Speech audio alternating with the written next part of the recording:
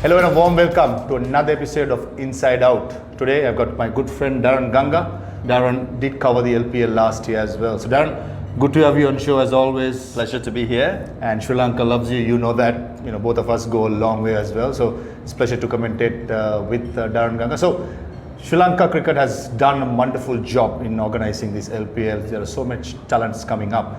First of all, Daren, what I'd like to know is you have seen many talents. And you enjoyed your time here, I'm sure. How has your stay been so far?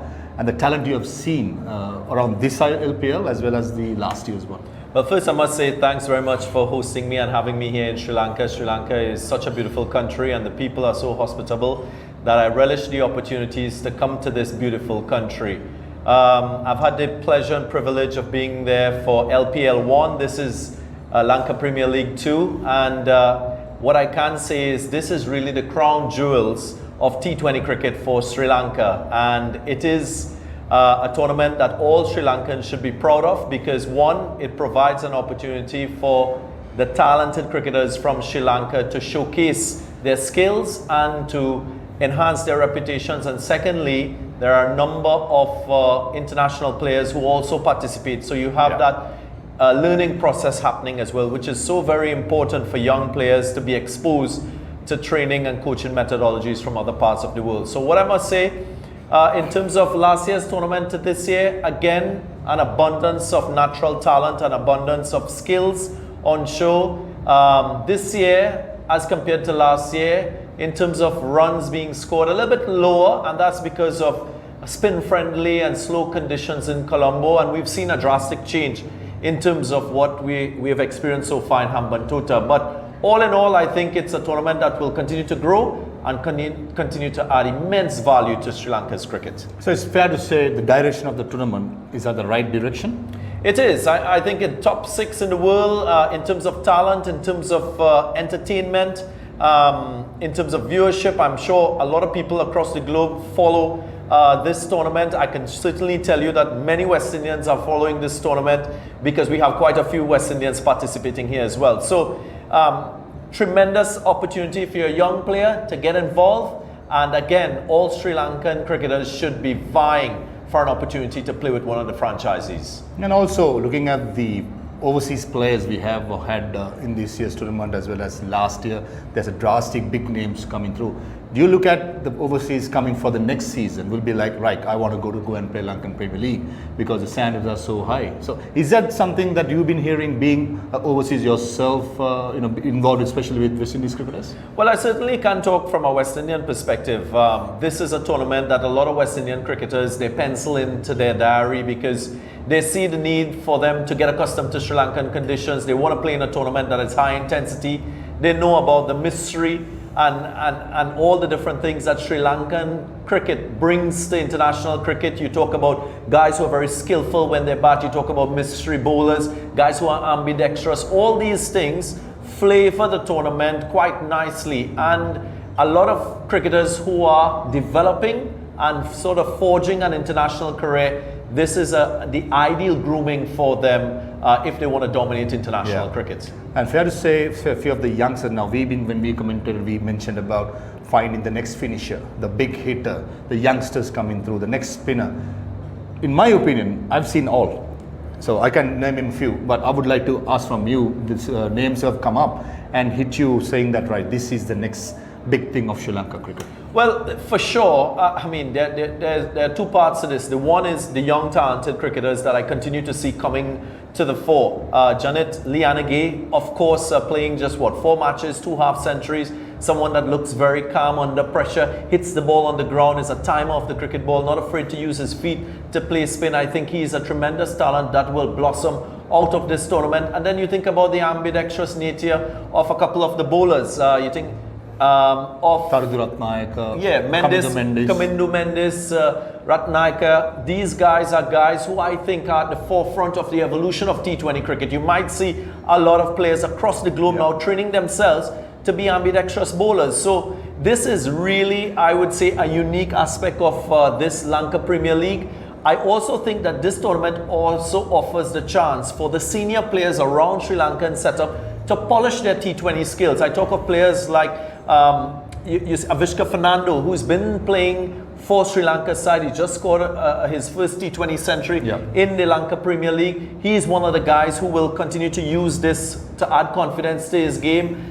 Dinesh Chandimal, another guy who's kind of gone on the conservative side as he's gone further in his career. He's now come and he's announced himself in T20 cricket again. It's like a new lease on life. So it's not only for the young players. I think Sri Lanka's senior players must also look to the Lanka Premier League as the tournament for them to dominate, for them to polish their T20 skills, because there is another T20 World Cup in 2022. And also fair to say, guys like Suranga Lakmal, for instance, who have overlooked in the white ball circuit for a while, the way he bowled, something that I feel like he may be a case to put his hands up in the white ball circuit. So similarly, as Daren said, a lot of the youngsters coming through have put their hands up, as well as Avishka Fernando, Dinesh Chandimal. These guys got done well. And another player I would like to bring is Suranga Lakmal. The way he has bowled, especially in the death overs. I think what this tournament has offered with the two venues is a chance to see how versatile T20 players are. In Colombo, at the Primadasa, we had slow conditions which required batsmen to use their softer skills, and we saw that come into the fore. If it's one thing we are seeing here in Hambantota, is now a little more pressure on the bowlers now, for them to respond, for them to use the conditions and make the adjustments. So that's great. From a Sri Lanka's cricket point of view, I really would like to see more finishers, more six hitters, more guys who can come and take a game by the scruff in the last 5 overs and just take their team either to win or to an unassailable total. So we need to see more of that, I would think, and that will only bolster Sri Lanka's T20 team at the international level. About these conditions, now we played in Arpinda Stadium in Colombo, completely different, as Daren said, to Hambantota. Scores, crowds, the stands of cricket overall?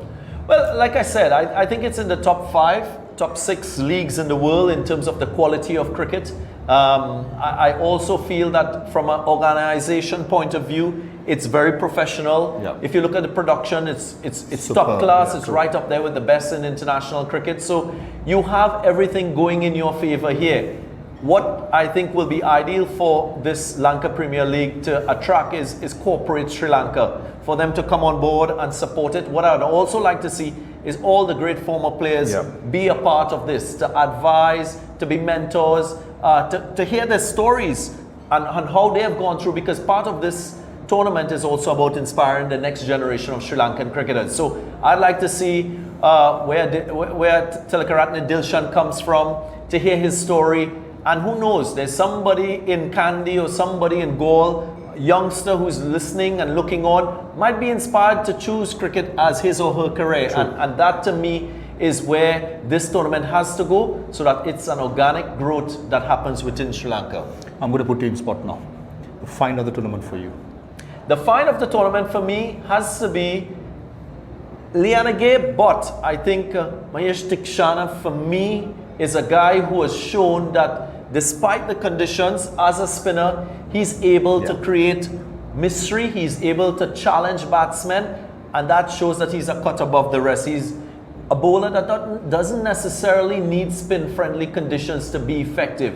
He's always very economical, he's worked hard on his fitness, he's shown that he has the attitude to be a world-class spinner, and if given the right opportunities, I think this young man can fill a lot of voids in Sri Lankan cricket. We know about Muralitharan and what he has done. We know Ranga Hirath and what he has done for Sri Lanka's cricket as a spinner. I think this young man, to me, has just reinforced his class with the efforts that we've seen from him with the ball. Especially with the new ball, bowling at least 2 or maximum 3 overs in the power play. Just goes to show the mentality of the boy.